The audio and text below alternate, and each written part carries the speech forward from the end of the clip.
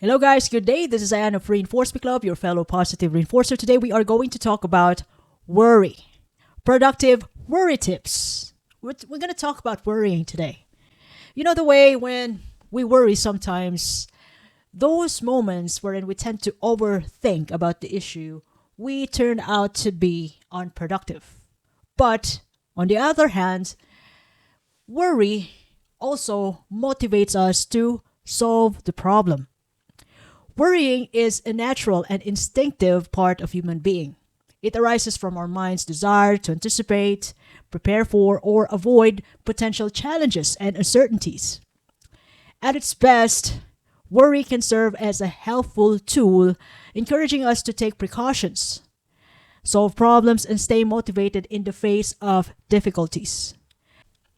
However, worry can sometimes become overwhelming, leading us to stress, anxiety, and inaction. The key to managing worry lies in understanding its purpose and impact. Rather than seeing it as purely negative, it's important to recognize that worry can be both a warning signal and a driving force for us to really nail the problem. By learning to channel worry constructively, we can turn it into an ally that helps us make thoughtful decisions, build resilience, and pursue our goals with greater confidence. Worry is a natural part of human psychology and can be both helpful tool and a harmful burden, depending on how it is managed. Now, there are two sides of the coin when it comes to worry.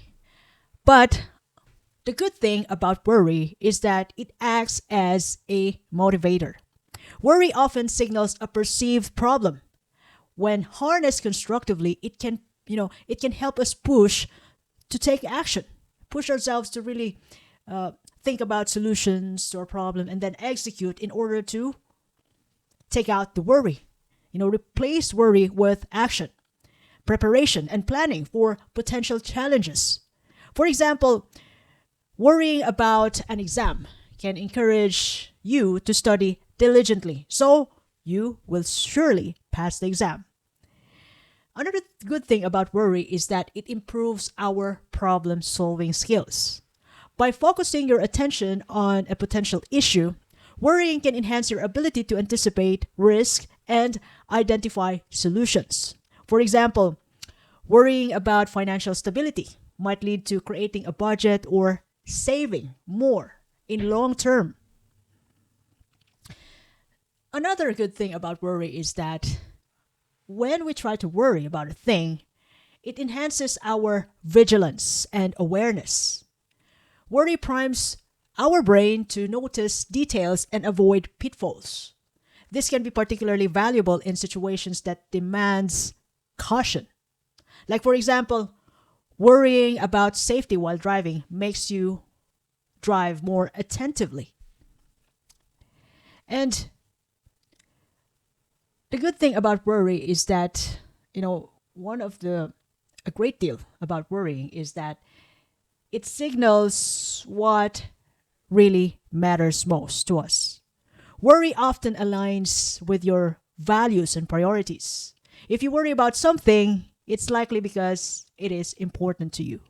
So if you don't really think about it, then it means nothing to you. For example, worrying about a loved one's health reflects your care and concern to them. On the other hand, there's a good thing and bad thing about worry.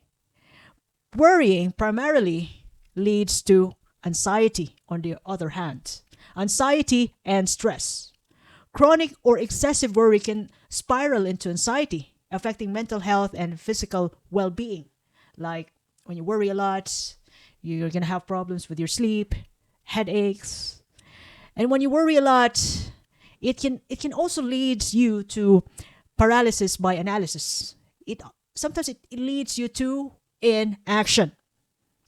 Overthinking potential outcomes can hinder decision making and leads to inaction. For example, worrying too much about failure might stop you from starting the project. because you want things to be perfect, you don't want to make mistakes, then you ended up not doing anything at all. And obviously, when we worry a lot, it is a waste of energy and time. If worry focuses on uncontrollable events, it can become a drain on mental and emotional resources without yielding any benefits. For example, constantly worrying about others' opinion when you cannot control them at all. Worrying about others' acceptance and validations to your decisions, to your actions, to the things that you want to pursue. And lastly, we have a good and a bad deal about worry. The worst thing can happen about, worrying too much is that it distorts reality. Worry can amplify the worst case scenarios, making problems seem larger or more imminent than they are.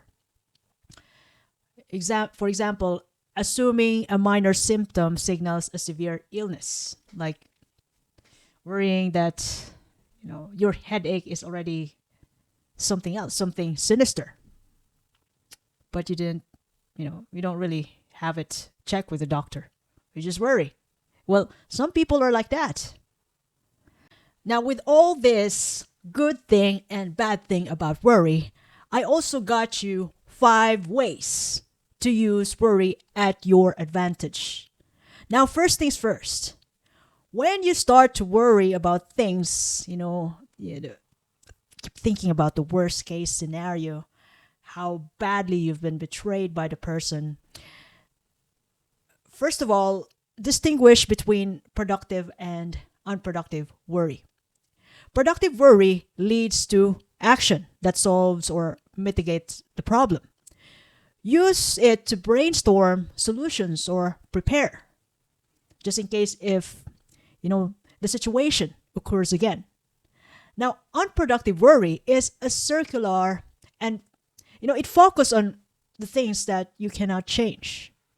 Practice redirecting your thoughts when you think about the things that you cannot control, like other people's opinion, taking validations about people, what other people are thinking.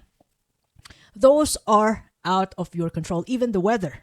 The only thing basically that you can't control is just yourself, your thoughts, the things that you're going to say, and even your actions, your reaction.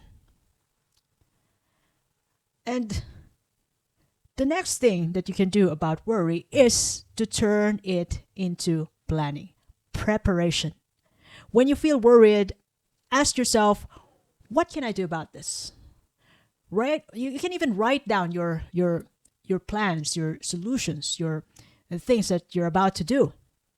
No matter how small it is.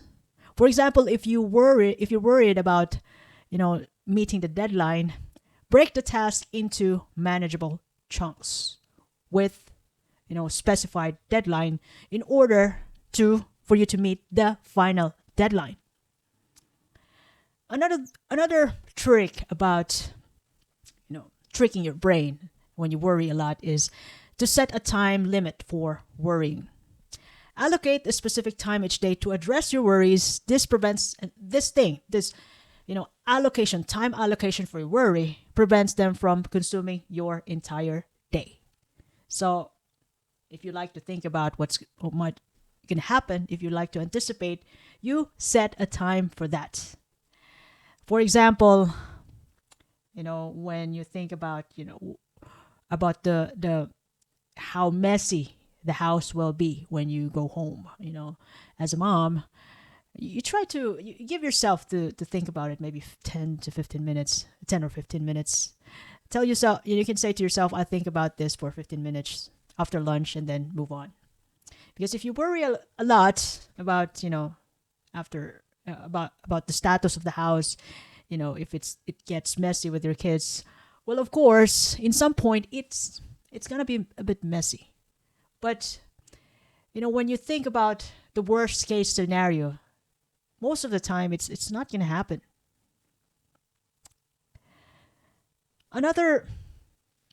productive thing you can do about worry is to use it as a signal for self-reflection. Ask, why does this matter? Why does the issue matters to you? Understanding the deeper reason, you know, about your intention can clarify your priorities and help you act accordingly. And lastly,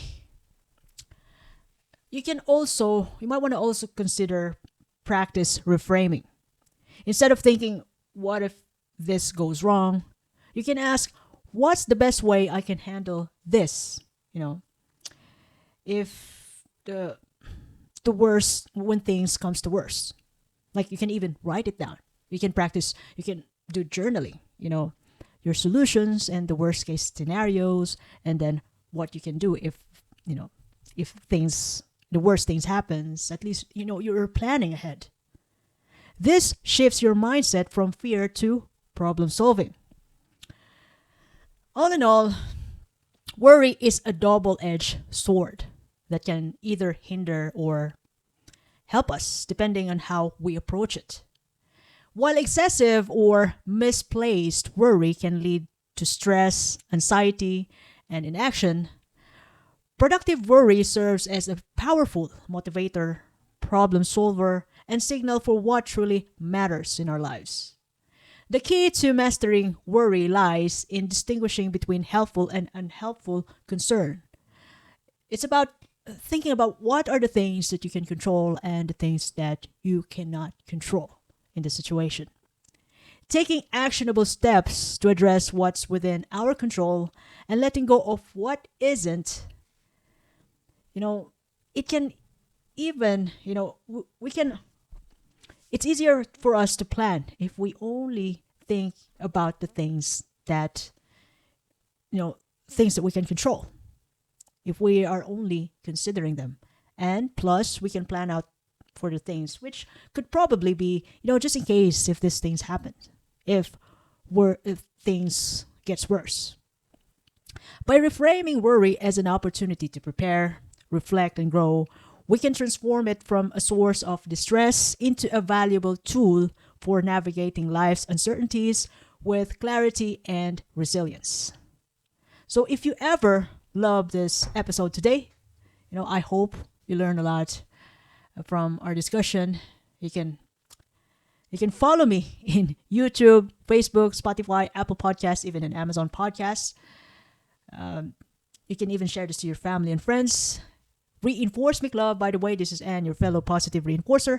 I do appreciate your time and have a lovely day ahead. Thank you very much.